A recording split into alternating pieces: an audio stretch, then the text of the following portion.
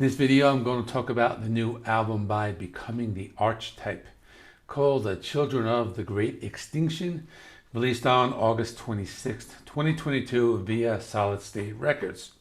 This is a band I discovered about 2 years ago, and it was a time I started looking for Christian metal bands, and the only Christian metal band I really knew at the time was Striper, but I was interested in kind of seeing how far down the rabbit hole goes. And I just kind of did a Google search, and I discovered like a lot of new Christian metal bands.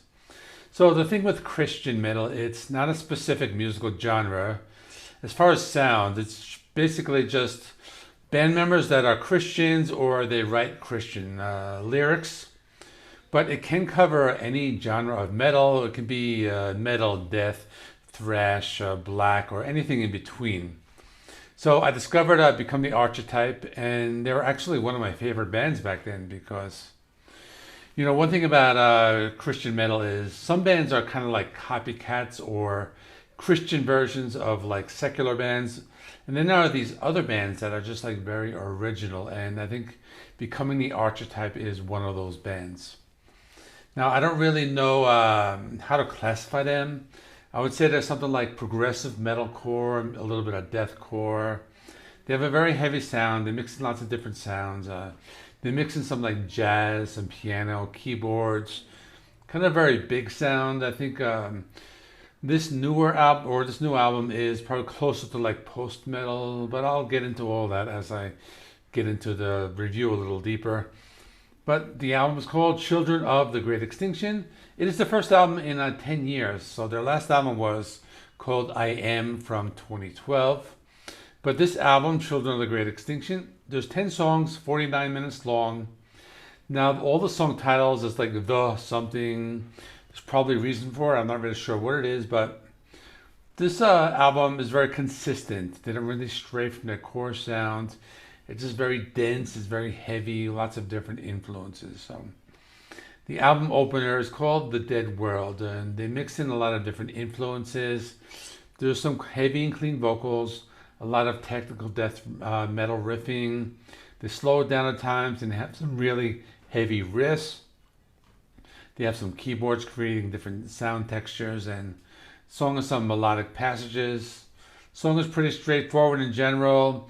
Song also has like a heavy like metalcore style, and then there's like a breakdown, and then it plays like very heavy riffs with downtuned guitar. Then The Lost Colony, and this one is one of the singles. It's a little shorter, a little heavier, a little more straightforward, and kind of like in your face. They mix a lot of clean and guttural vocals and create these futuristic soundscapes with like the textures of the distorted guitars. Song is pretty good, mostly a heavy song with some fast and heavy drum beats, some technical guitar riffing. They do some different stuff with the vocals.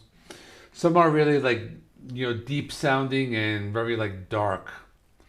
Then The Remnant, another single. This one was close to like a metal sound or metalcore. The guitarist has like these low vocals and fast beats, some different vocal styles. They do some like higher pitched vocals. And prior to listening to this album, I listened to like their other albums, their whole discography. And one thing I noticed more on this album is that there are a lot more clean vocals than they used to do. That's kind of something they're doing a little different. Then there's The Calling, and this was another one of the singles. And I think this might be like one of the best songs. It's just really good. The intro has a slow, haunting, kind of like a slow builder. And a song that kind of like uses some creepy piano sounds that just slow everything down for a few seconds, and they kind of create tension in the song. So this song has that. I think I'll be mentioning a little later how I think that this album in general is kind of like lacking like that type of thing with the creepy sounds, but I'll get into that later. But this song, when it kicks in, just very heavy deathcore style of music, low guttural vocals, blast beats, technical guitar riffs. Song with some clean vocals mixed in, and like I said, something new that they're doing on this album. Lots of different vocal styles, some like dark screams, some low death metal style vocals, and the song takes some twists and turns, some tempo changes, squealing guitar solos, a slow haunting outro that kind of brings you to the end of this 5-minute song. Then track 5 is Phantom Field, and it's a 2.5 minute instrumental in the middle of the album. And it kind of has a very big theatrical sound, kind of like the score of a horror movie. Slow and creepy music kind of builds up to a classical guitar piece played on the acoustic guitar. Kind of like a break as the shorter songs that were singles were on the first half of the album. Now the second half, they move on to like these more complex types of songs. So that brings us to The Awakening, and the song is very interesting. The melody is played on a stringed instrument, and it has like this like Asian type of sound. Now this band is known for having a very big sound, maybe similar to post-metal. The song has some heavy guitar riffs, like the slow and crushing, riffs that come into and the song, and they play this guitar melody. Then the song becomes very like a heavy deathcore type of song with very heavy riffs. Then there's the Hollow. Now the first thing I thought about this song is I thought like Iron Maiden. They have like that brief like melodic intro, but then after a few seconds it just turns right into that hard and heavy like death metal or death chorus type of song with heavy technical riffs. The song has some twists and turns, has some very fast parts, some blast beats, and other parts with some heavier dense riffs. They mix up the vocal styles at times. Sometimes the clean vocals remind me of the band Gojira. They also do some melodic solos in the middle of the song. Then there's The Ruins, and this one has Ryan Clark. He's the lead singer of Demon Hunter, another Christian metal band with like more of like a metalcore sound. And this song actually does have a metalcore sound, or at least the first part does. Just lots of technical riffs. Some parts of the song were a little more atmospheric. Then track 9 is The Curse. It's pretty straightforward, very heavy sound. There's nothing really much more to say about this one, but let me move on to track number 10, called The Sacrament. This is the final song on the album. It's the longest song, 8.5 minutes. Has more of an epic feel with a slow building intro. Sounds like a score to a movie or kind of like a video game. And it's almost like the sound of going to battle. This leads up to some slow and heavy riffs. They have a very big sound, kind of a metalcore sound, but they also mix in some other influences. The song has a few twists and turns, some interesting riffs. There's some cleaner vocals and softer piano passages.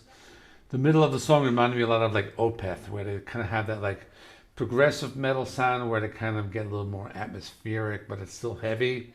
If you know Opeth, kind of you know what I'm talking about. But the song has a big sound, lots of orchestration, and not that bad of an album closer. So, in conclusion, I thought it was a very good album. Probably not as good as their older albums, but not a bad album. I think my favorite album out of all of them is Dichotomy from 2008. It's a really great album, and I think this one is kind of like lacking those like jazzy piano parts that were present on their older albums. And on this album, they use more of the clean vocals. I kind of think they're trying to like update their sound a little, but they didn't really stray from their core sound. I mean, this album is very consistent. It's not bad. I just think it lacked a little of what I liked about their previous one. But with that being said, I think it's still good. I'll give it a 7.5 out of 10. Let me know what you thought in the comments. And that's all. Up next, album reviews. A new one by Machine Head, new one by Muse. Please remember, like, comment, subscribe, and I'll see you in the next one.